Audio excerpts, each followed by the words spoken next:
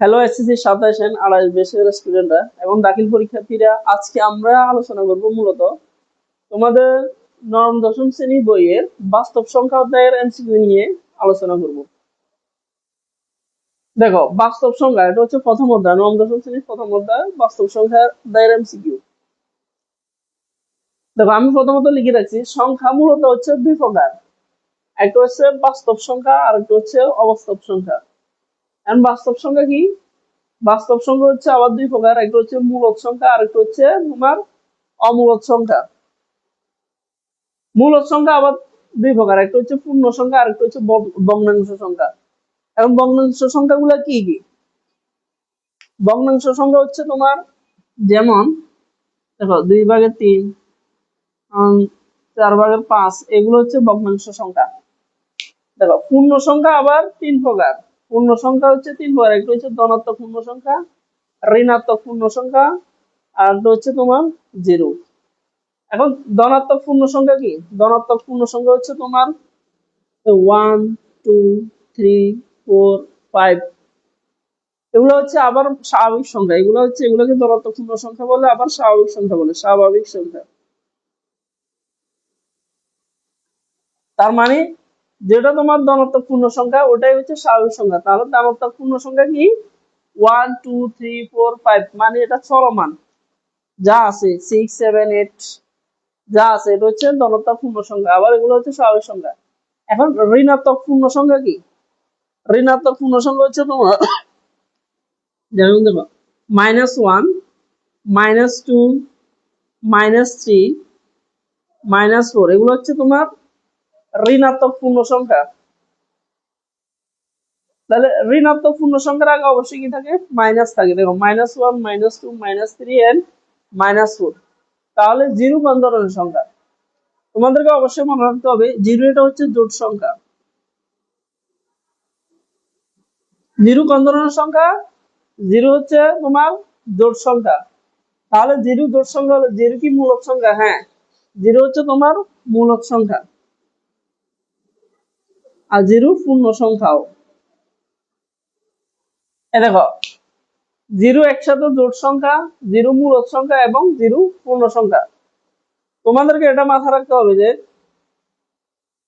ধনাত্মক পূর্ণ সংখ্যা, ঋণাত্মক পূর্ণ সংখ্যা আর জিরো, এগুলো সবগুলো কিন্তু মূলদ সংখ্যা। এগুলো সবগুলো হচ্ছে তোমার কি? মূলদ সংখ্যা। এখন মূলত মূলদ সংখ্যা জিনিসটা কি? আমরা মূলদ সংখ্যা চিনবো কিভাবে? দেখো, যে সকল সংখ্যাকে পি বাই কিউ আকারে প্রকাশ করা যায় তাকে মূলদ সংখ্যা বলে। তাকে মূলদ সংখ্যা বলে। পি বাই কিউ আকার বলতে কি বোঝায়? এই পি বাই কিউ আকার, পি বাই কিউ আকার বলতে বোঝায় ভগ্নাংশ আকার। অর্থাৎ মনে করো এই 3/2 এটা হচ্ছে পি বাই কিউ, অর্থাৎ ভগ্নাংশ আকারে প্রকাশ করা যায়। কিন্তু এখানে একটা কন্ডিশন আছে, একটা শর্ত আছে, যেখানে Q not equal zero. Q কখনো জিরো সমান হতে পারবে না। কিউ কখনো জিরো সমান হতে পারবে না, এটার মানে কি? অর্থাৎ নিচে কখনো জিরো হতে পারবে না। নিচে কখনো জিরো হতে পারবে না, কারণ জিরো দিয়ে কোনো কিছুকে ভাগ করা যায় না। জিরো দিয়ে কোনো কিছুকে ভাগ করা যায় না, ভাগ করলে এটা অসংজ্ঞায়িত।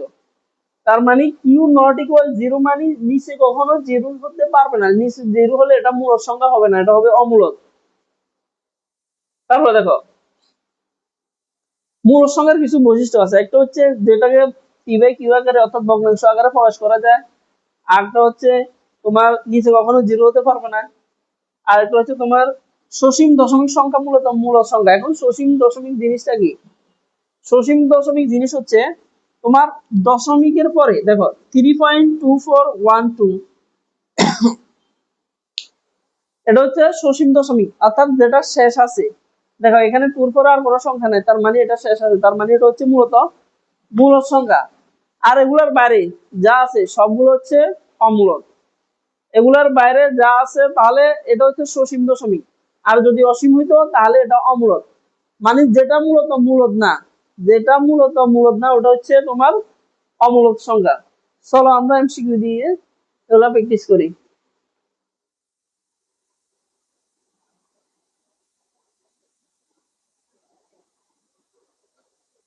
দেখো, 1 নম্বর এমসিকিউ হচ্ছে তোমার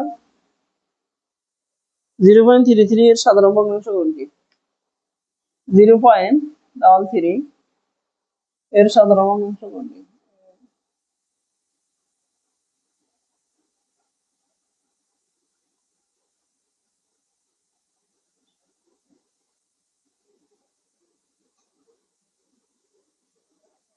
দেখো 0.33 পয়েন্টের পরে অর্থাৎ দশমিকের পরে যেগুলো আছে সেগুলোকে ভেঙে ভেঙে বলতে হয়। 0.33 এর সাধারণ ভগ্নাংশ কত? সাধারণ ভগ্নাংশ। তোমার কাছে যদি কখনো সাধারণ ভগ্নাংশ অথবা সামান্য ভগ্নাংশ চায়, যদি সাধারণ ভগ্নাংশ অথবা সামান্য ভগ্নাংশ চায়, দেখো 2 নম্বর কোশ্চেনটা হচ্ছে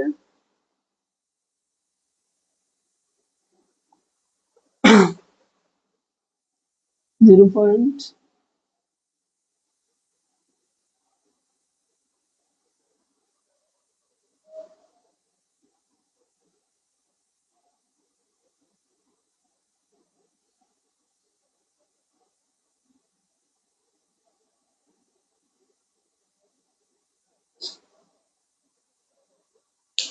তোমার কাছে যদি কখনো সাধারণ ভগ্নাংশ অথবা সামান্য ভগ্নাংশ চায়, তুমি এগুলা একদম জাস্ট 10 সেকেন্ডের মধ্যে করে ফেলতে পারবা। কিভাবে?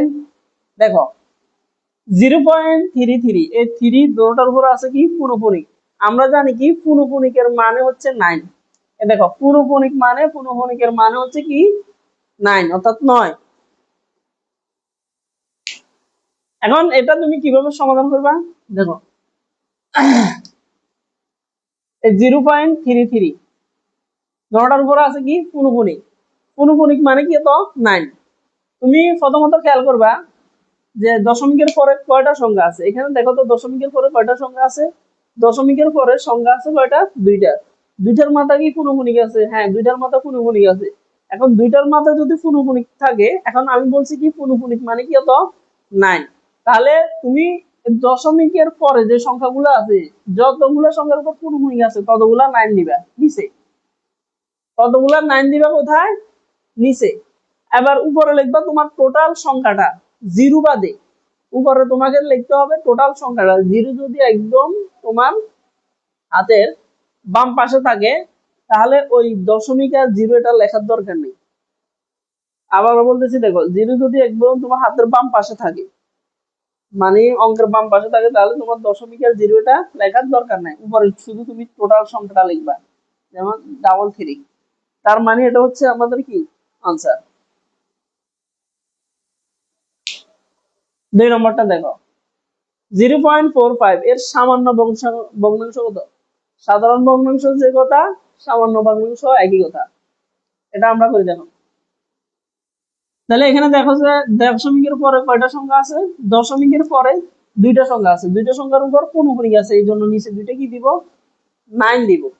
এখন উপরে লিখবো আমি টোটাল সংখ্যাটা। উপরে টোটাল সংখ্যা কত আছে?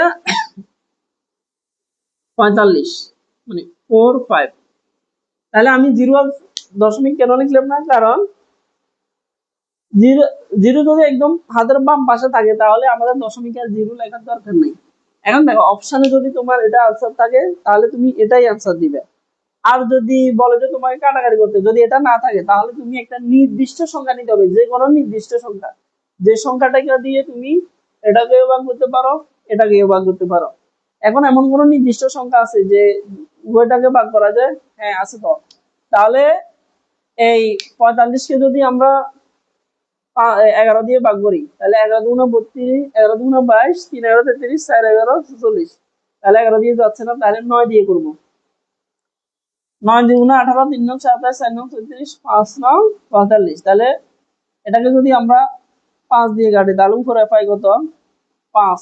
9 দিয়ে কাটি, সরি, এটাকে 9 দিয়ে কাটলে উপরে পাবো কত আমরা? 5।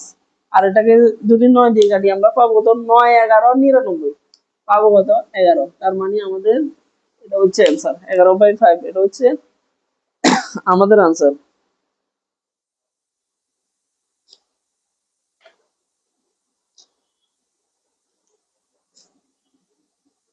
3 নম্বর 0.83 কে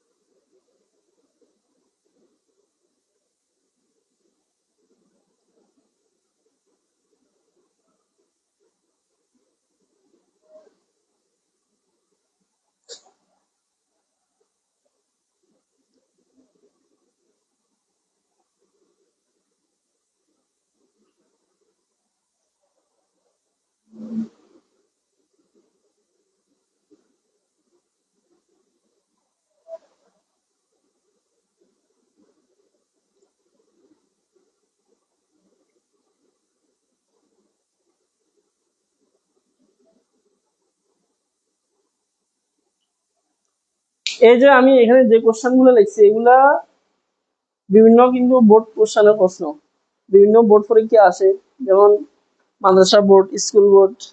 এখন দেখো 0.83 কে সাধারণ ভগ্নাংশে প্রকাশ করো। সাধারণ ভগ্নাংশে যদি প্রকাশ করতে বলে আমাদের কাজ কি? দশমিকের পরে এখানে কয়টা সংখ্যা আছে? এখানে দশমিকের পরে সংখ্যা আছে কয়টা? দুইটা। কিন্তু দশমিকের পরে কয়টা সংখ্যার উপর পূর্ণগুণিক আছে? এখানে দশমিকের পরে একটা সংখ্যার উপর পূর্ণগুণিক আছে, এই জন্য দিব একটা 9। আর দশমিকের পরে কয়টা সংখ্যার উপর পূর্ণগুণিক নাই? একটা সংখ্যার উপর পূর্ণগুণিক নাই, এই জন্য একটা 0। উপরে লিখবো আমি টোটাল সংখ্যাটা। টোটাল সংখ্যা কত আছে? যেহেতু 0 একদম বামা আছে এই জন্য আমাদের 0 লেখার দরকার নেই। উপরে টোটাল সংখ্যা আছে কত? 83। আর মাইনাস দিব, আমরা সবসময় মাইনাস দিব যে সংখ্যার উপর পূর্ণগুণিক নেই, ওই সংখ্যাটা আমরা সবসময় মাইনাস করবো। এখানে দেখো তো 8 এর উপর কি নেই? পূর্ণগুণিক নেই, এটা মাইনাস করবো। তাহলে নিচে 90 যে ছিল ওভাবে। এই তোমার 83 থেকে 8 গেলে আর কত? 13 থেকে 8 গেলে হচ্ছে আর তোমার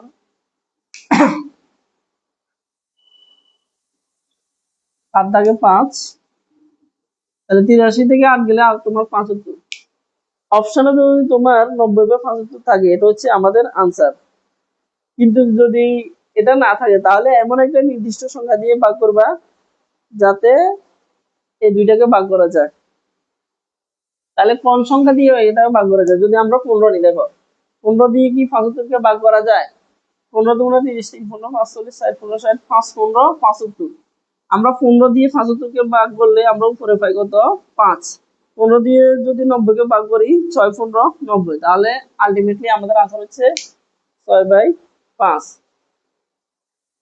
এখানে দেখো এখানে কিন্তু মাইনাস করার মতো কোনো সংখ্যা ছিল না, কারণ এখানে উভয় জায়গার উপর কি আছে? তোমার পূর্ণগুণিক আছে। এখানেও উভয় জায়গার উপর পূর্ণগুণিক আছে, এই জন্য মাইনাস করার মতো কোনো অপশন নাই। কিন্তু এখানে মাইনাস করার মতো অপশন আছে, এটার উপর পূর্ণগুণিক নেই, এই জন্য এটা আমি কি করলাম? মাইনাস করলাম। এবার এটা দেখো 4 নম্বরটা। 0.234 এর সামান্য ভগ্নাংশ কত? একটা কথা সবসময় রাখবা, মাঝখানে যদি জিরো না পূর্ণগুণিক না থাকে, মাঝখানে যদি পূর্ণগুণিক না থাকে, এর পাশেও পূর্ণগুণিক আছে আবার ওই পাশেও পূর্ণগুণিক আছে, তাহলে তোমাকে অবশ্যই মাঝখানে পূর্ণগুণিক আছে এটা ধরে নিতে হবে। দোনো পাশেও যদি পূর্ণগুণিক থাকে, মাঝখানে যদি পূর্ণগুণিক না থাকে, তাহলে তোমাকে ধরে নিতে হবে মাঝখানেও পূর্ণগুণিক আছে। তাহলে আমাদের দশমিকের পরে 3টা সংখ্যা আছে, 3টার উপর পূর্ণগুণিক আছে, এই জন্য 3টা নাই। উপরে লিখতে হবে আমাদের টোটাল সংখ্যাটা। টোটাল সংখ্যা কত আছে? 234। এখানে দেখো যে মাইনাস করার মতো কোনো সংখ্যা আছে? এখানে মাইনাস করার মতো কোনো সংখ্যা নেই। এখন অপশনে যদি আনসার এটা থাকে এটাই লিখবা। আবার এটা যদি না থাকে তোমাকে এটা ক্যালকুলেটর দিয়ে ভাগ করতে হবে। এখন দেখো এমন কোনো নির্দিষ্ট সংখ্যা পাওয়া যায় কিনা যে এটাকে ভাগ করা যায় একটা নির্দিষ্ট সংখ্যা? আমি ক্যালকুলেটর করি।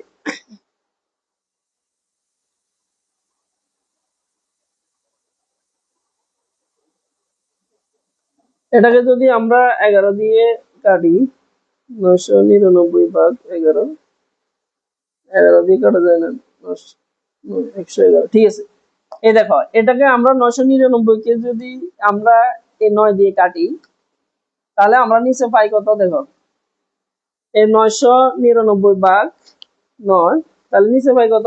111। 111 আর 9 দিয়ে যদি 234 কে কাটি, তাহলে 234 ভাগ 9, তাহলে উপরে পাই কত আমরা? 26। এটা হচ্ছে আমাদের আনসার।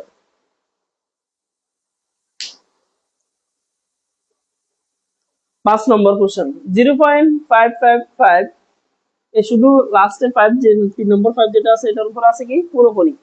এর সামান্য ভগ্নাংশ কত? সামান্য ভগ্নাংশ চাইছে, তাহলে এগুলো তো একদম ইজি। তাহলে যদি সামান্য ভগ্নাংশ চায়, দশমিকের পরে কয়টা সংখ্যা আছে? 3টা সংখ্যা আছে, কিন্তু দশমিকের পরে শুধু একটা সংখ্যার উপর পূর্ণগুণিক আছে, এই জন্য এখানে একটা 9 লিখবো। দশমিকের পরে যতগুলো সংখ্যার উপর পূর্ণগুণিক নাই ততগুলো লিখবো কি? 0।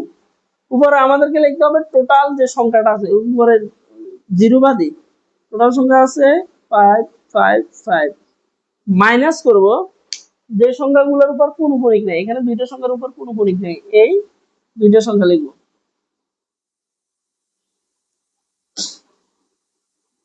নিচে 900 যেভাবে ছিল ওইভাবে লিখছি। দেখো 555 থেকে শুধু 55 গেলে আর থাকে কত? 500। তাহলে এই জিরো এই জিরো কাটা, এই জিরো এই জিরো কাটা, তাহলে আমাদের আনসার হচ্ছে কত? 9/5। আমাদের আনসার কত? 9/5। দেখো আমরা আরো করি 6 নম্বর, এগুলো আরো করি। 6 নম্বর কোশ্চেন হচ্ছে 0.31 এর সাধারণ ভগ্নাংশ কত? 0.31 এর ভগ্নাংশ কত?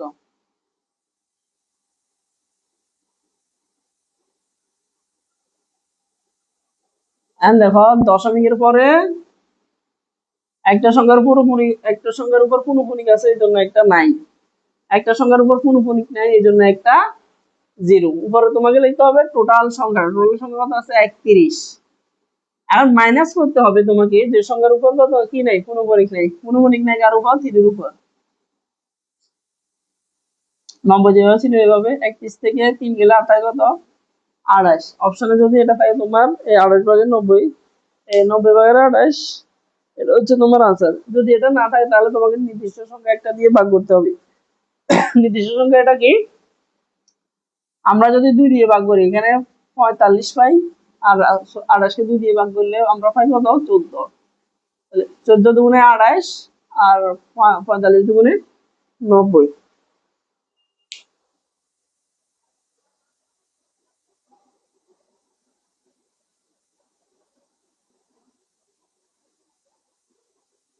এখন আমরা শিখবো কিভাবে মূলদ সংখ্যা বের করতে হয়, কিভাবে মূলদ সংখ্যা বাইর করব।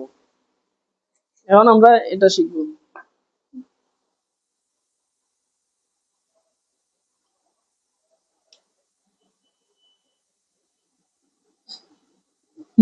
এখন আলোচনা করবো মূলত মূলদ সংখ্যা নিয়ে। মূলদ সংখ্যা কিভাবে বাইর করবো আমরা শর্টকাটে। দেখো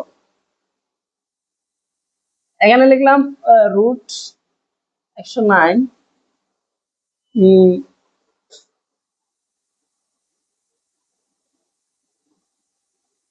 √121,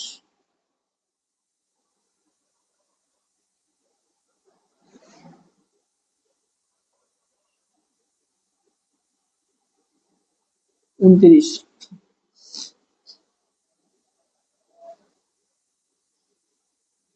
এখানে তোমার 1 নম্বরে √109, √121, √123 আর √129। এখন দেখো এই মূল সংখ্যাগুলো বাইর করতে তোমাকে নির্দিষ্ট সংখ্যা দিতে হবে। তুমি ক্যালকুলেটর দিয়ে একদম শর্টকাটে করতে পারো। মূল সংখ্যা এখন